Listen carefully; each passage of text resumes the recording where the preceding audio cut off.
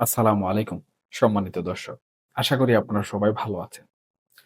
রাজনীতি যে কতটা অনিশ্চিত এবং নাটকীয় হতে পারে তার সবচেয়ে বড় উদাহরণ বোধহয় বাংলাদেশের বর্তমান দৃশ্যপট। একটা বিষয় আপনারা খেয়াল করে দেখুন। গত ১ দশকেরও বেশি সময় ধরে যিনি দণ্ড দিয়ে এসেছেন, ক্ষমতার কেন্দ্রবিন্দুতে বসে যিনি দেশের ভাগ্য নির্ধারণ করেছেন, আজ তিনি নিজেই দণ্ডপ্রাপ্ত। কিন্তু আপনি যদি ভাবেন এখানেই আসলে গল্পের শেষ, তাহলে বলবো আপনি হয়তো আন্তর্জাতিক রাজনীতির দাবা খেলাটা ঠিকভাবে ধরতে পারছেন না।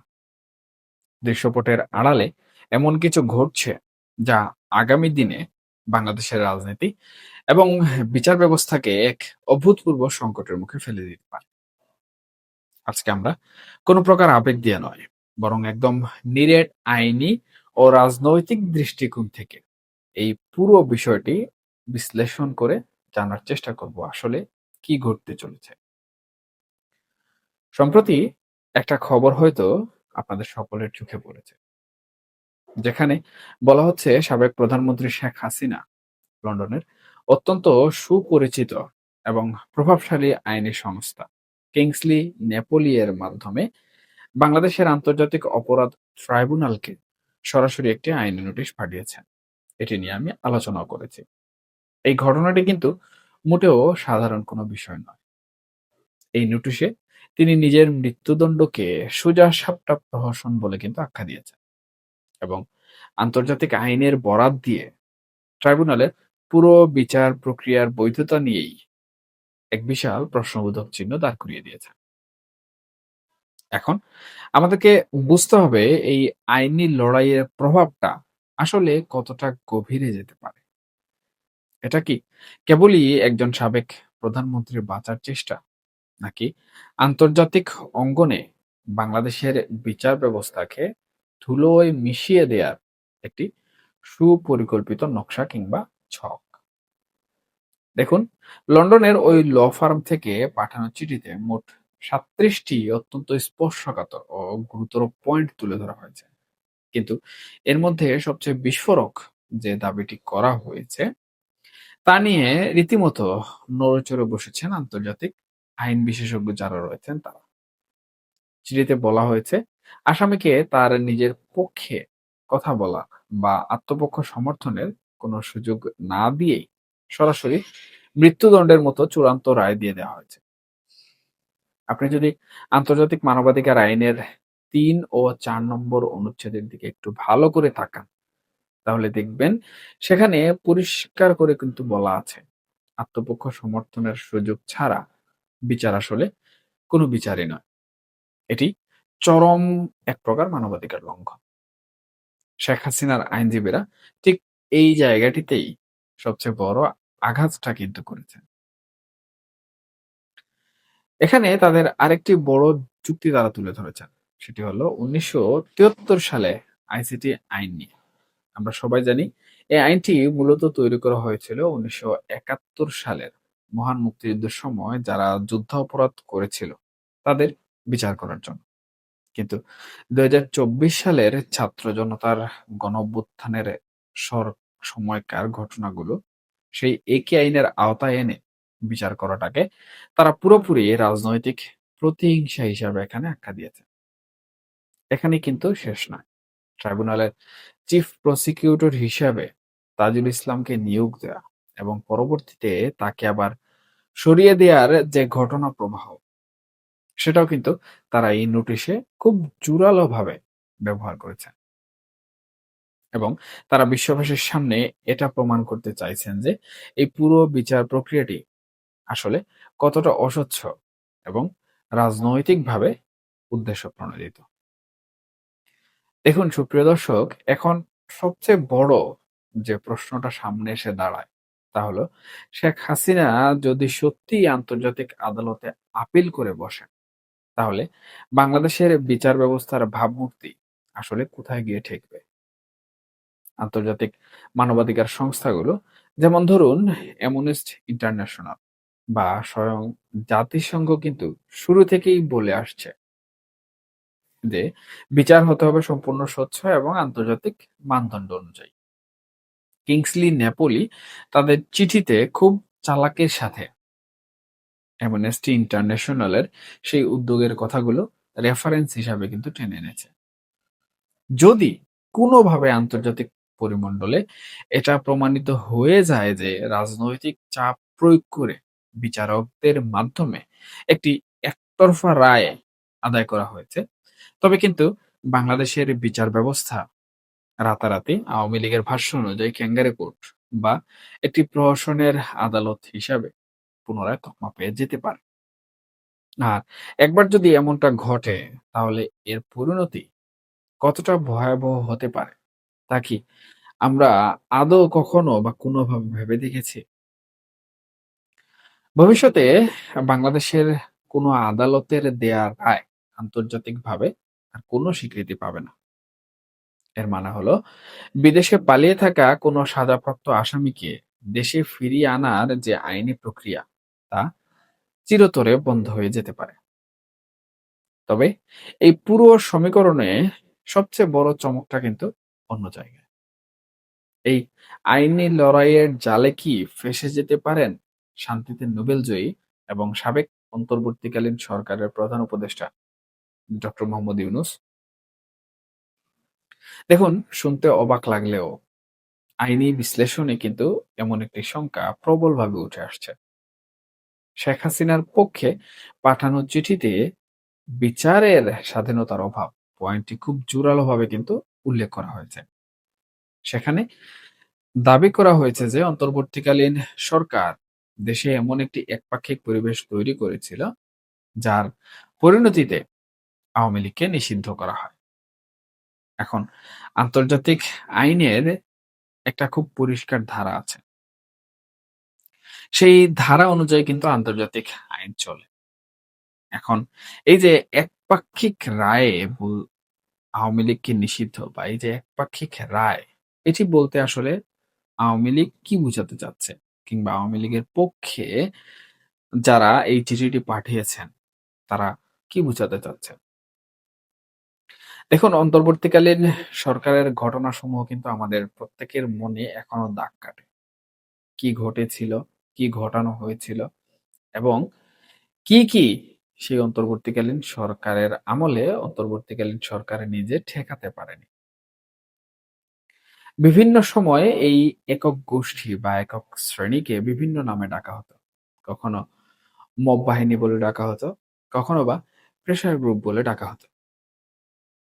সে যে নামেই ডাকা হোক না কেন, মূলত তারা ছিলেন গণ-অভ্যুত্থানের সারথি বা গণ-অভ্যুত্থানের মূল নেতৃত্ব এবং তাদের কথা মতো অন্তর্বর্তীকালীন সরকার দাবি-দাওয়া মেনে নিয়েছে এবং এই একপাক্ষিক বা এক গোষ্ঠীর যে দাবি, সেই দাবিটির কথাই কিন্তু এই আন্তর্জাতিক ল ফার্মটি তাদের চিঠিতে উল্লেখ করেছে। এটি কিন্তু ছোটখাটো বিষয় নয়, আন্তর্জাতিকভাবে একটি বড় বিষয়। আমরা দেখেছি বর্তমান সময়ে গণভোট বা জনগণের রায় নিয়ে দেশের অভ্যন্তরীণ রাজনীতি ব্যাপক উত্তপ্ত। এর কারণ কি? এর কারণ হচ্ছে জনগণের রায় নেওয়া হয়েছে, সেটা সরকার বাতিল করতে চাচ্ছে। কিন্তু বিরোধী পক্ষ বলছে দেশের জনগণ যেই রায়টা দিয়েছে সেই রায়টা বাতিল করা যাবে না। অথচ আওয়ামী লীগকে যখন নিষিদ্ধ করা হলো, সেই নিষিদ্ধকরণ প্রক্রিয়ায় জনগণের কিন্তু কোনো রায় নেওয়া হয়। এটা যদি গণভোটের মধ্যে একটি দাবি হিসাবে রাখা হতো, তাহলে হয়তোবা এটি আন্তর্জাতিকভাবে একটি গ্রহণযোগ্যতা পেয়ে যেত। এখানে আন্তর্জাতিক কোনো গ্রহণযোগ্যতা নেই এবং এই এক শ্রেণীর প্রেশার গ্রুপের দাবির কারণে আওয়ামী লীগের উপর এই নিষেধাজ্ঞা দিতে বাধ্য করা হয়েছে এবং এই বাধ্য করা বিষয়টি কিন্তু কোনোভাবেই আন্তর্জাতিক আইনে মানানসই নয় বা আন্তর্জাতিক আইন লঙ্ঘন এবং এর খেসারত ডক্টর মোহাম্মদ ইউনূসকে আজকে অথবা কালকে দিতেই হবে। দেখুন, কোনো রাষ্ট্রপ্রধান বা সরকার প্রধান যদি নিজের রাজনৈতিক স্বার্থে বিচার বিভাগকে অস্ত্র হিসেবে ব্যবহার করেন এবং সেই সুযোগ কাজে লাগিয়ে বিরোধী পক্ষকে চিরতরে নির্মূল করার চেষ্টা করেন, তবে তাকে সরাসরি মানবাধিকার অপরাধের সহযোগী হিসাবে কিন্তু গণ্য করা যায়। যদি ভবিষ্যতে আন্তর্জাতিক আদালত সত্যিই মনে করে যে ডক্টর ইউনূসের প্রশাসন বিচার বিভাগকে তাদের হাতিয়ার হিসেবে ব্যবহার করেছে, তবে খোদ ডক্টর ইউনূসের বিরুদ্ধেই আন্তর্জাতিক আদালতে মামলা হবে, এবং মামলা যে হবে না সেই গ্যারান্টি কিন্তু কেউ দিতে পারছে না। বিশেষ করে জাতিসংঘ যখন আওয়ামী লীগের উপর নিষেধাজ্ঞা দেওয়ার প্রক্রিয়াটি নিয়ে প্রশ্ন তুলেছে, তখন এই দায়ভার থেকে বিদায়ী অন্তর্বর্তীকালীন সরকারের প্রধান হিসাবে আমি মনে করি না তিনি কোনোভাবেই পুরোপুরি মুক্ত হতে পারবেন। সুপ্রিয় দর্শক, আরেকটি খুব অদ্ভুত এবং জটিল সমীকরণ এখানে তৈরি হয়েছে, যা বর্তমান নির্বাচিত সরকারের জন্য একটি বিশাল মাথা ব্যথা। একটু গভীরভাবে চিন্তা করলেই বুঝবেন, নোটিশটি পাঠানো হয়েছে অন্তর্বর্তীকালীন সরকারের আমলের বিচার প্রক্রিয়াকে চ্যালেঞ্জ করে। কিন্তু সময়ের পালাবদলে এখন ক্ষমতায় রয়েছে তারেক রহমান সাহেবের নেতৃত্বাধীন বিএনপি সরকার।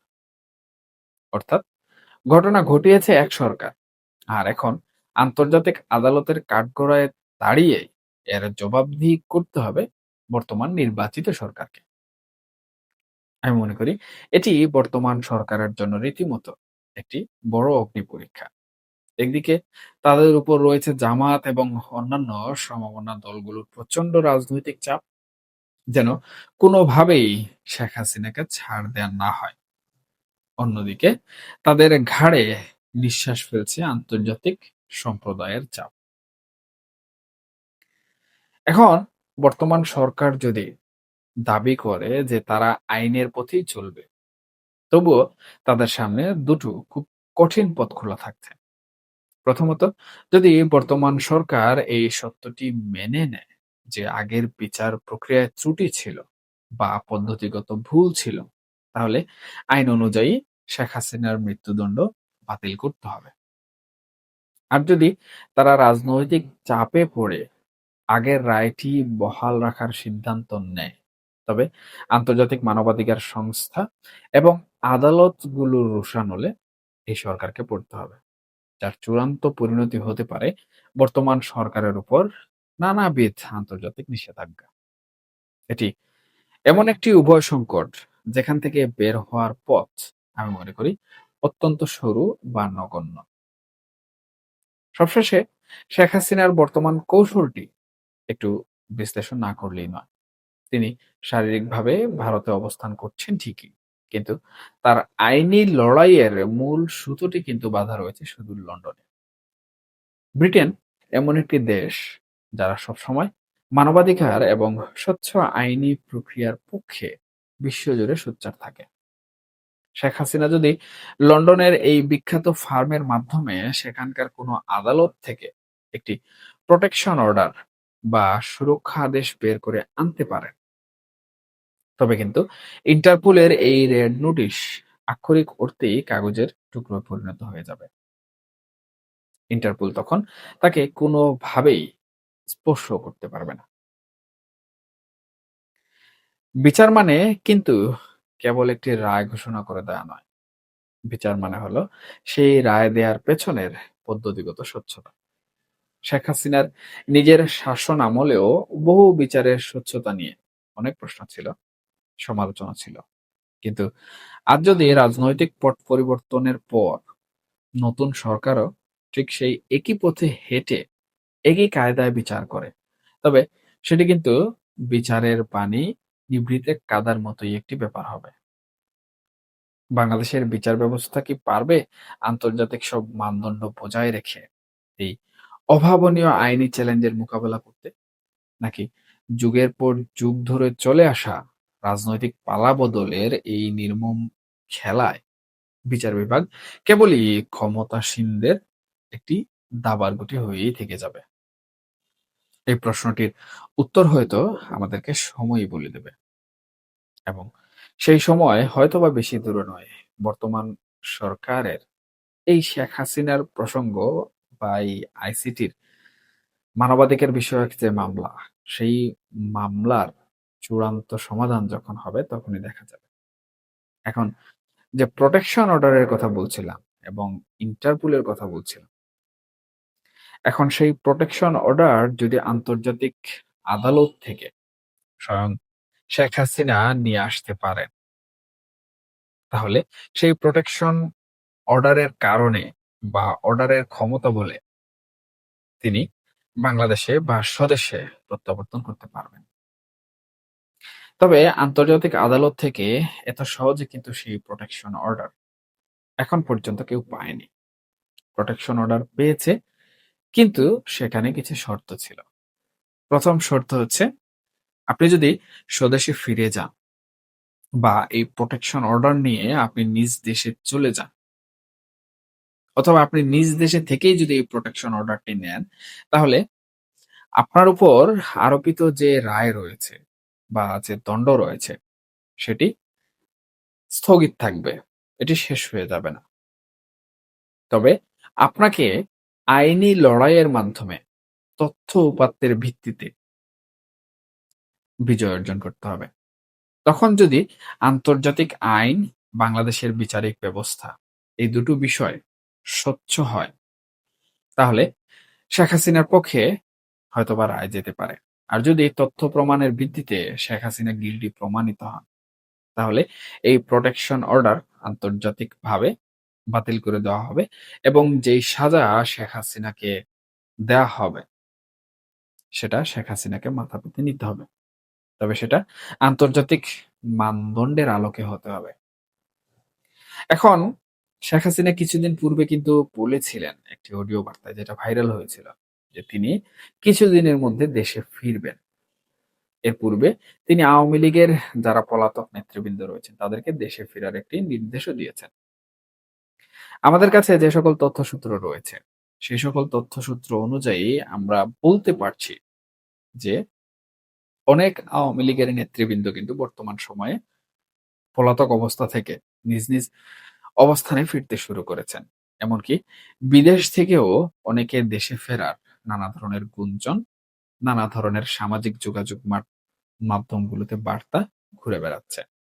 তবে এখন পর্যন্ত যাদের নাম এসেছে তাদেরকে সশরীরে কিন্তু দেশের মাটিতে অবস্থান করতে দেখা যায়নি। আবার অনেক নেতৃবৃন্দ রয়েছেন যারা আইনি লড়াই লড়ার জন্য প্রস্তুতি নিচ্ছেন। তারা দেশে ফিরে আইনি লড়াই লড়তে চান।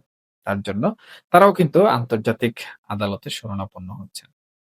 এখন এই যে একটি আন্তর্জাতিক আইন বিষয়ক চক্র, এই চক্রটি আসলে কতটুকু আওয়ামী লীগের জন্য সুবিধাজনক পরিস্থিতি তৈরি করতে পারবে, তা কেবল আওয়ামী লীগের যারা লোকজন রয়েছেন বা আওয়ামী লীগের উচ্চ পর্যায়ের যারা নেতৃবৃন্দ রয়েছেন তারা সশরীরে যখন দেশের মাটিতে প্রবেশ করবেন, তখনই বোঝা যাবে যে তাদের সাথে বর্তমান সরকার কিরকম আচরণ করছে বা তাদের সাথে আইনি লড়াইয়ের বিষয়ে বিচার বিভাগ কি ধরনের আচরণ করছে।